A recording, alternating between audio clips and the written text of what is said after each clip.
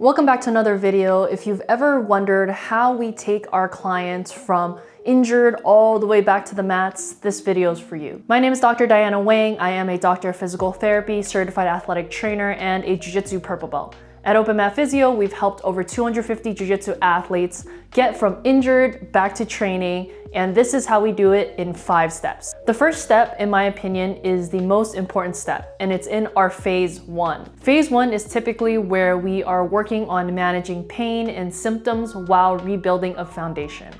But none of that can happen without being able to gather a lot of information about somebody's past medical history, their current fitness level, their jiu-jitsu experience, as well as any other information that can give us even more data on what's going on with their body. The reason why I think this is such an important piece of the puzzle is because it gives us a very clear picture of what has happened prior to them coming to see us. And I think a big part of where jiu-jitsu athletes get misunderstood is when they explain their background, explain everything that's been going on with them. A lot of medical providers don't know how to receive it and don't know how to process it.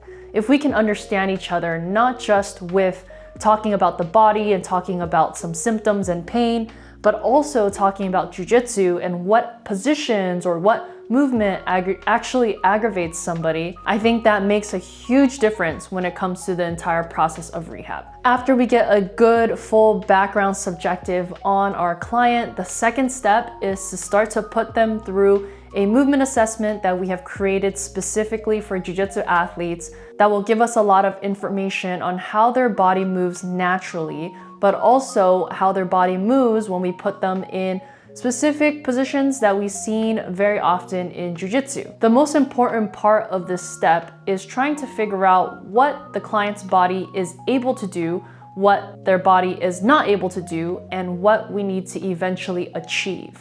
This is where we think about bridging the gap from where they're currently at to where they need to be.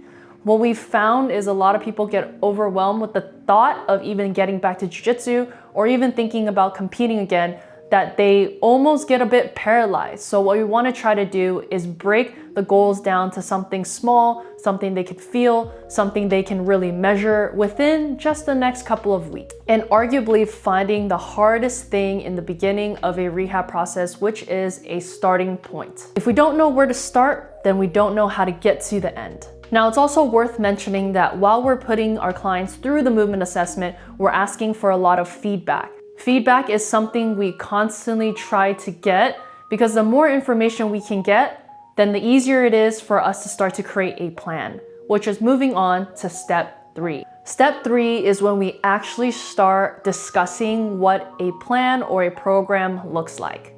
We use an app called EverFit, which is where we do all of our programming for our clients. Another reason why this step is so important is we want to make sure that we are able to stress the body without overstressing the body. And that's why monitoring symptoms while looking at how far we can push the body is something that is key during the assessment process. Now, in our program, one of the things that I think makes the biggest difference in terms of outcome is the communication piece. We have multiple ways that clients can communicate with us.